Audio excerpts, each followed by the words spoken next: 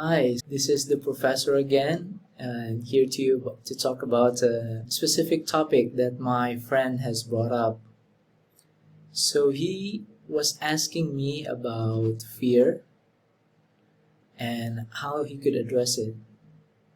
First of all, let's talk about what is fear. Fear is a natural reaction to a certain stimuli.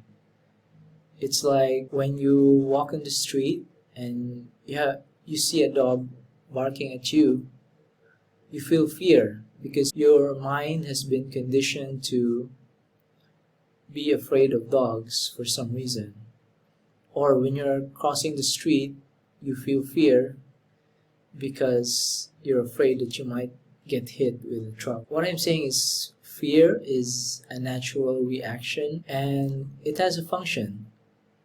It's there because your mind is naturally preventing you from getting into something that could cause you harm or could get you into trouble. So, how do we deal with the fear that we feel in our lives? My advice would be you have to think about how did others ended up in the same situation.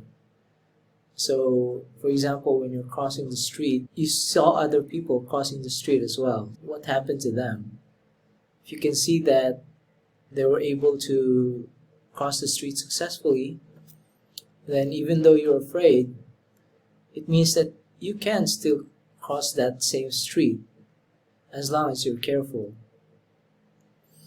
If it's an example of going into a job interview, then think to yourself, how many people have been in that job interview and what happened to them? Most likely they were able to talk their way through it and maybe they get hired, maybe they're not. So what's the worst case that can happen to you about the thing that you're afraid of?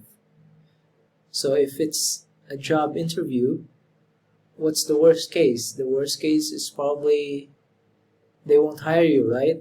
So how bad is it? Even if you don't get hired, there will still be another opportunity for you to apply for a job later on. And maybe another scenario is you're afraid to travel abroad. Our mind may be trained as to the worst case scenario when we go abroad. Like maybe the plane will crash, right? Some people are afraid of riding plane. How do you address that? Well, there are emergency procedures if something goes wrong with the plane. But right now, the percentage of accidents for planes is very low. It's like a very small percentage. So there's really nothing you should be afraid about. Another thing that you could be worried about is what if you're not able to go through immigration, and that is a real concern. The best thing that you can do is think about the people who went through that same scenario. What did they do? Most likely they prepared their documents, printed out their documents, their hotel reservations, their itinerary, their return ticket. Once you have prepared yourself, then you'll be able to take on that scenario in the future and you'll be less afraid. So maybe you will still feel fear, but because of your preparation, you will be less afraid to face that scenario. If you go out at night, you're afraid that you'll get robbed. So then you can think of the solutions for that, like make sure that you don't bring out all your money with you. One thing I do is I have 2 cards for my bank. So one card is always left in my room and one card is with me. Even if I lose one, I still have one backup to access my money. If you're going out at night, make sure that you don't go to sketchy alleys, like dark areas all alone. be mindful of your surroundings. What I'm saying is we can never really get fear out of our system. It's part of our system and it's warning us about something.